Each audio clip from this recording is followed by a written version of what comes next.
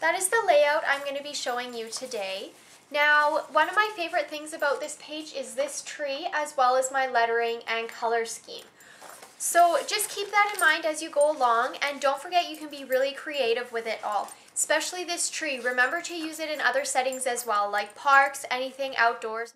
Of course, the first main thing is obviously the pictures. So this is a page obviously from Deer Lake, which is what you've seen, and the pictures from this trip are all quite bright. They have very bright colors in them. So I did have some troubles in the beginning picking what background to use, and in the end I just decided to use a black background. Okay, so if you guys saw my last video, my very first video, you'll know that I was pretty excited to have found out that you can get like really little pictures printed, 9 for like 21 cents. It was pretty exciting. So this is how that comes. Some of my inspirations for this page is I have this ribbon, which I got for Christmas in a scrapbooking package. I also saw this picture, if I can show it here, where is it? This picture right here of this tree. I thought that was a really cool idea. I thought it was a really neat kind of sort of different tree. For this page, I will be using several different colors of paper and lots of different colors of green. So the first one is this green, and then I have this brownish color, and another patterned green and another patterned brown. This package, it's just kind of a package of scrap paper. It comes with 3 different types of paper, and they're all different colors as well as different textures. So I thought that's really cool, and that always adds a little something to a page. Now we're going to move right into making the tree. As you can see, I have already pre-drawn the shapes that are needed. You then want to cut several different size circles. I have done some with a hole punch. I have also punched holes in the larger circles as well. You can arrange these however you please onto your main piece of paper. You then just glue the stem on and you're good to go. On to the title. I have already pre-cut some of my letters.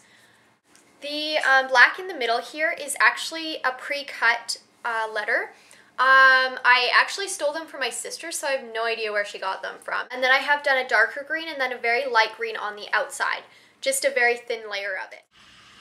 Now is the time for you to really experiment with the layout of your page, since you have all of the elements complete.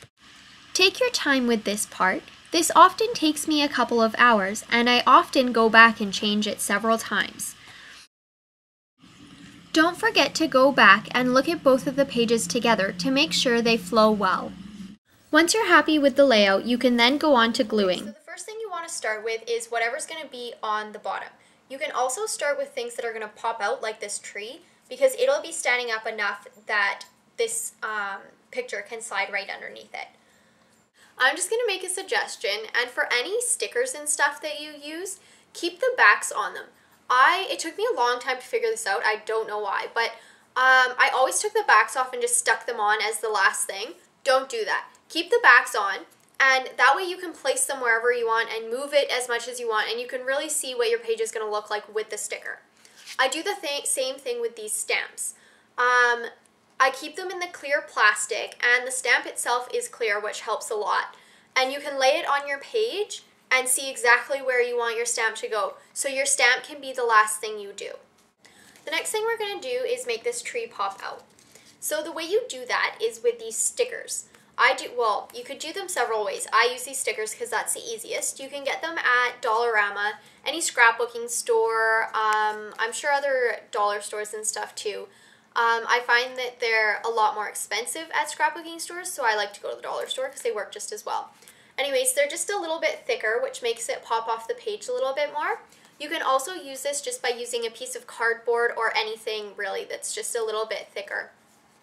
So I'm going to go ahead and you just take them off and stick them to your tree. You want to make sure to use acid-free scrapbooking tape or glue, because the acid will wreck your pictures over time. You can get acid-free tape or glue at scrapbooking stores and a few dollar stores such as Dollarama. If you're using ribbon on your page, I suggest not using glue.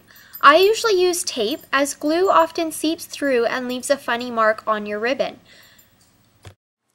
Okay, so I don't know if you guys saw my first video, but in my first video I talked about this stamp. And I'm really excited because I got these two stamps. They came together and they were like $3 from Walmart. I thought they were super cool because it's something you can use in almost every page. I also got this gold stamp ink pad, which I'm really excited about. So if you guys do any stamping in your scrapbooking or do any cool trees or anything like that, please leave a video response. I would love to see what you guys are doing as well.